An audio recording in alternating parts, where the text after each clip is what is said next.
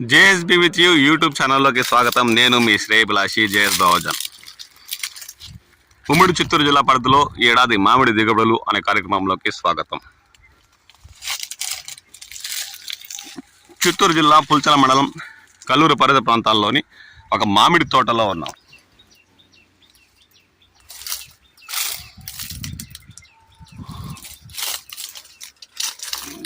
కాయ పై భాగంలో కాస్త నల్లటి మచ్చలు, ఇంగు రైతులకు తీవ్ర నష్టాలు పాలు చేస్తున్నాయా, అది టేబుల్ రకాలైన బేనిషా, మల్లిక ఇటువంటి వాటిపై అలాంటి మచ్చలు ఏర్పడితే రైతులు తీవ్రంగా నష్టపోయే అవకాశం ఉందా అంటే అందుకు నిదర్శనం నిన్న జరిగిన ఉదాహరణ లాంటి సంఘటన. చిత్తూరు జిల్లా పుల్చల మండలం కల్లూరుకు చెందిన ఒక రైతు తన తోతాపూరి రకం ఎక్కువగా పండించే తోటలో ఒక 5 చెట్లు మాత్రమే బేనిషా రకం నాటి గత 15 ఏళ్లుగా వాటి పెంపకం చేపడుతున్నారు. నీరు అందించే తోట కావడంతో ఆ 5 చెట్లు బాగా కాలి దిగుబడి పెరిగిందని ఆయన ఆనందం వ్యక్తం చేశారు.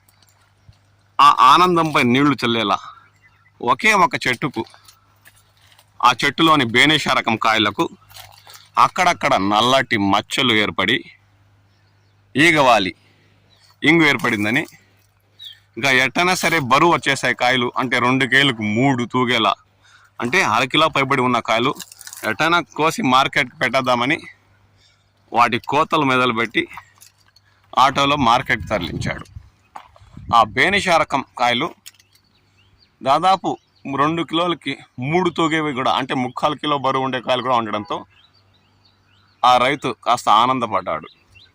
చివరికి చూస్తే 4 చెట్లల్లో మాత్రం బేనిషా ఎటువంటి ఇంగు, ఈగ వాలకుండా మంచి దిగుబడి ఇచ్చింది. కానీ ఒక్క రకం చెట్ల మాత్రం ఈగ వాలి అందులోని కాయలకు ఇంగు కాస్త పై కనబడడంతో ఆ వ్యాపారి మొత్తం పంటపై టన్నుకు సగానికి సగం పైగా బేనిషా రకం కాయలకు ధర తగ్గించినట్లు రైతు కాస్త ఆవేదన వ్యక్తం చేస్తున్నారు. బేనిషా రకం కాయలు ఈ మధ్య కాలంలో టన్ను 30,000 వరకు, అంటే మంచి రంగు, బరువు, మెచ్యూర్ అంటే మంచి నాణ్యత కలిగిన కాయలను వ్యాపారస్తులను కొనుగోలు చేసి ఇతర రాష్ట్రాలకు ఎగుమతి చేస్తున్న విషయం తెలిసిందే. పంట కోతలు మొదలుపెట్టి ఆటోలో మండికి తరలిస్తే కేజీపై 10 రూపాయలు తగ్గించేసాని ఆయన ఆవేదన వ్యక్తం చేశారు. అంటే టన్ను ఇప్పుడు 25,000, 27,000 మంచి రకపు కాయలు కొనుగోలు చేస్తున్న విషయం తెలిసిందే.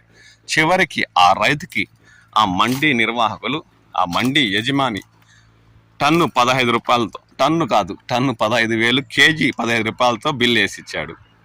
ఆశ్చర్యపోవడం ఆ రైతు అంత అయింది. చివరికి ఇంకో 2 రూపాయలు ఎగేసి ఇస్తానని కిలో 15 రూపాయలతో బిల్లు కట్టినట్టు రైతు ఆవేదన వ్యక్తం చేస్తున్నారు. అంటే ఇది రైతు సమస్య, లేదంటే ఆ రైతుకి ఆ మండి నిర్వాహకులు మోసం చేశారా అన్న విషయంపై మేము మాట్లాడట్లేదు. కానీ రైతు ఎంతో శ్రద్ధగా పంటను సంవత్సరం అంతా కాపాడుకుంటూ వచ్చి చివరికి ఒక చెట్టులో ఉన్న మంచి బేనిషా రకం పంట దిగుబడులకు పైన ఈగలు వాలి నల్లటి మచ్చలు ఏర్పడి ఇంగు చేసిన నష్టం గమనిస్తానని చెప్తున్నాను. ఇంగు వల్ల రైతు దాదాపు టన్నుకి 10,000 రూపాయల వరకు నష్టపోయాడని చెప్పచ్చు. ఎందుకంటే ఈ ఏడాది కాయలు బరువు, రంగు, పక్వానికి వచ్చిన కాయలను బేనిషా రకాన్ని ఇతర రాష్ట్రాల వ్యాపారస్తులు ఇష్టపడి 30-32,000 వరకు కూడా కొనుగోలు చేస్తున్న విషయం మనకు తెలిసిందే. అలాంటి సమయంలో పై వచ్చిన ఒక చెట్టుకు కొట్టిన ఈగ వల్ల తోటలో కాసిన పంటకంతా వ్యాపారి ఒకే ధర కట్టడంతో రైతు నష్టాన్ని చవి చూశాడు.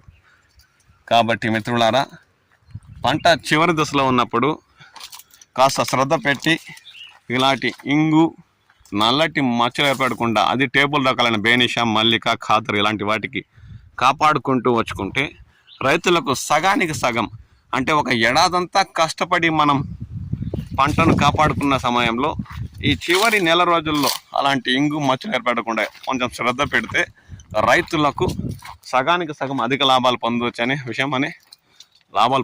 విషయం చెప్పచ్చు.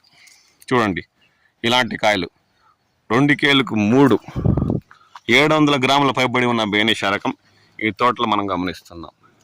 చివరికి 17 రూపాయలతో బిల్లు కట్టి రైతు చేతిలో డబ్బులు పెట్టడంతో ఆశ్చర్యపోవడం రైతు అంత అయింది. ఒక ఇంగు తెచ్చిన తంట దాదాపు రైతు భుజాలంతా మంట అన్నట్టు కిలోకి 10 రూపాయలు పైబడి రైతు ఈ బేనిషా రకం కాయల్లో నష్టపోయాడు. కాబట్టి మిత్రులారా, ఇంగుకి నల్లటి ఈగ కొట్టేటప్పుడు అలాంటి కాయలు మీ తోటలో ఉన్న వాటిని సపరేట్ చేసి వాటికి మార్కెట్ తరలించండి. లేదంటే పూర్తి పంటకే బిల్లు ఒకేలా వ్యాపారి ఇస్తే పూర్తిగా నష్టపోయే అవకాశం ఉంది. మంచిగా కోతలు మొదలుపెట్టి మెచ్యూర్ అయిన అంటే పక్వానికి వచ్చిన అంటే మాగిన కాయలు కాదు, నాణ్యత కలిగిన కాయలను కోతలు మొదలుపెట్టి ఇంగు ఈగ కొట్టిన కాయలు దూరం పెట్టి మార్కెట్కు తరలించి గిట్టుబాటు ధరలు పొందండి.